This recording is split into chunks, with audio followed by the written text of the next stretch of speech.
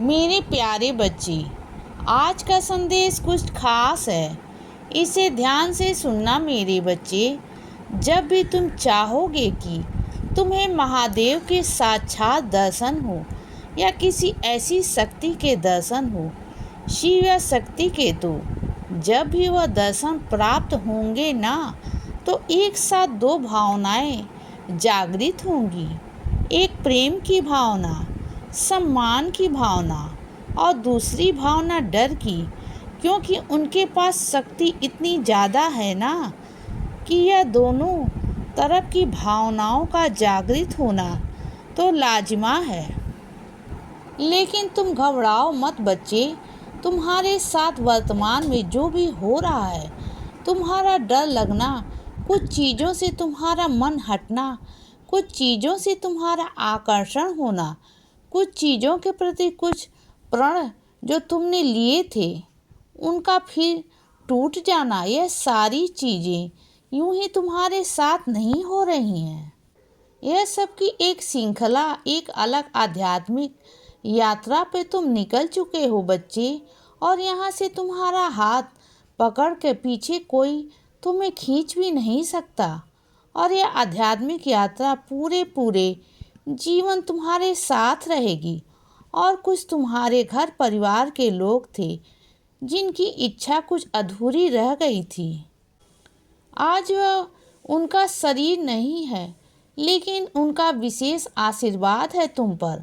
अब वह अपनी इच्छा चाहते हैं कि तुम्हारे माध्यम से पूरी हो, जो उनकी आध्यात्मिक इच्छा थी, जो वह पूरी नहीं कर पाए। वह चाहते हैं कि वह अब तुम पूरी करो बच्चे। उन्हें तुम में सक्षम नज़र आ रही है।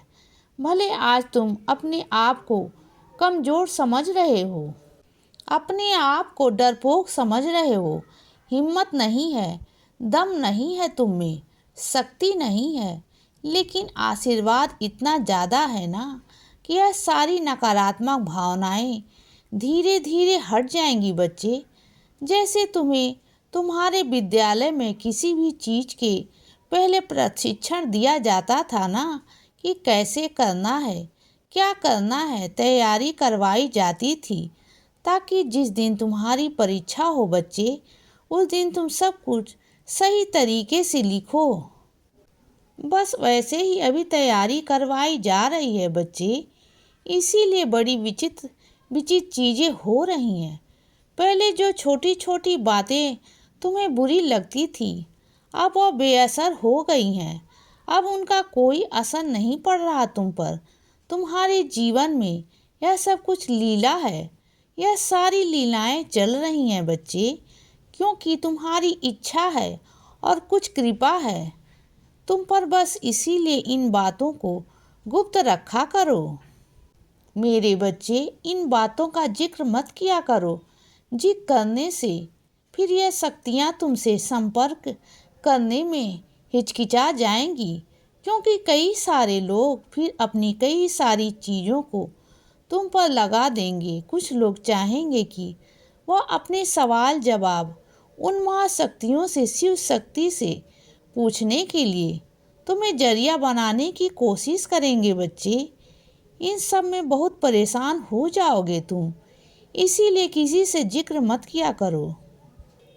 और एक बात मुझे कहना है तुमसे, तुम्हारा आज से 10 साल 20 साल बाद को लेकर बहुत डर है कि क्या होगा तुम्हारा, तुम्हारी नौकरी का क्या होगा। कहीं कुछ ऐसा तो नहीं आ जाएगा जो तुम्हें हटा देगा या तुम्हारे जैसे लोगों को हटा देगा। ऐसा कुछ नहीं होगा। जब भी ऐसी उत्पत्ति आती है ना, जब भी इस तरह की परेशानी आती है, तो साथ में समाधान भी आता है बच्चे, और अवसर भी आते हैं। कुछ हटता है तो कुछ और बनकर निकलता है। कुछ रास्ते खुले हुए हैं। तुम घबराओ मत या डरो मत। यह जीवन का ठिकाना किसी का नहीं है।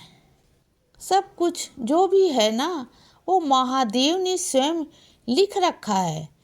जिसने जब जैसा जहाँ जीना होगा, तब वैसा वैसा जिया जाएगा। जिस भाग में जो है वो उसका भाग्य, और जिसके भाग में जो नहीं है वो उसका भाग्य। तो बस जो जो हो रहा है, जैसे हो रहा है बच्चे, उसमें विश्वास रखो, प्रकृति पर विश्वास रखो। बाकी सब ऊपर वाला बैठकर देख रहा है।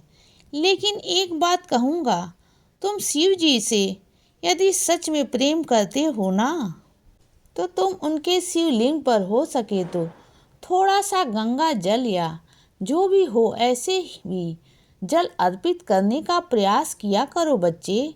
कम से कम सोमवार के सोमवार ही सही, और उनका ध्यान लगाओ, नाम जप करो उनका, या ना करो तो कोई मंत्र करो, या ना करो कोई मंत्र की बहुत सारी चीज़ें होती हैं जो तुम्हें कई बार मालूम नहीं होती, करना चाहिए या नहीं, लेकिन तुम उन सब पर ध्यान तो कर सकते हो। उनसे कितना प्रेम करते हो यह तो बता सकते हो। एक भोले भगत बनकर देखो जो मंत्रों में नहीं बांध रहा है, सिद्धियों में अपने भगवान को प्राप्त नहीं कर रहा है, जो सब प्रेम से आवाहन कर रहा है वो करके देखो बच्चे। सब अच्छा होगा, सब बढ़िया होगा।